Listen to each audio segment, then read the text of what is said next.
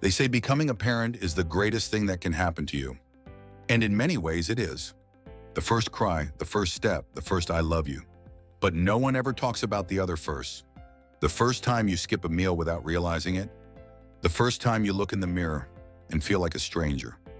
This is the parenting trap. And most moms and dads don't even know they're in it. Not until it's too late. You don't just wake up one day and realize you've lost yourself. It happens slowly, quietly. Piece by piece, the version of you that once had dreams, hobbies, late-night thoughts starts to dissolve. Not because you don't care, but because now someone else always comes first. And at first it feels right, selfless, noble.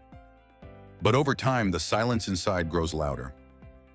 You forget what you loved, what lit you up, what made you, you. We scroll past perfect pictures. Mothers baking with their toddlers in matching aprons. Fathers working on laptops with a baby asleep on their chest. No mess, no chaos, no cracks. And we start to believe the lie that if we just try harder, we can have it all. But no one has that. What we see is a performance. Behind every filtered post is someone who's tired. Someone who's questioning if they're enough. Once, you talked about everything. You laughed in the kitchen. You held hands just because. But now it's logistics, chores, schedules. You're not fighting. You're not angry. But somewhere along the way, the closeness faded. You became teammates, but not lovers. Two ships passing in the night, waving across the fog of parenting. Love doesn't always die loudly. Sometimes it fades in whispers. You want them to have the chances you never had. So you push, you encourage, you plan every moment of their growth. You say it's for them, but sometimes deep down it's for you too. A second chance, to feel accomplished through their success, to finally feel like you got it right. But kids feel that weight, and they carry it quietly. Until one day, they start wondering who they're doing it all for. Guilt is a constant hum in the background. I should have played more. I shouldn't have raised my voice. They've been on the tablet too long. I'm failing.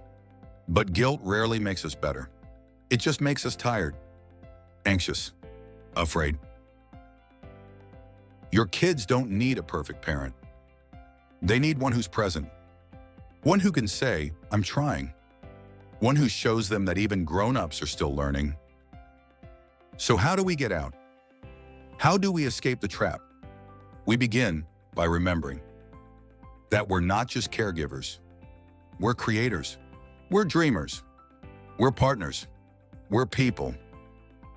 Take back 10 minutes a day for yourself. Not to be productive, but to breathe, to feel, to remember what matters. Look at your partner, not as co-parents, but as people you chose. Ask them how they are, really ask.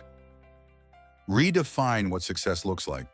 It's not a spotless home or a packed calendar. It's connection, it's calm, it's coming home to yourself.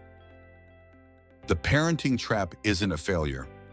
It's a warning, a chance to pause before we lose what matters most. Because your kids don't just need you to take care of them, they need to see you take care of yourself.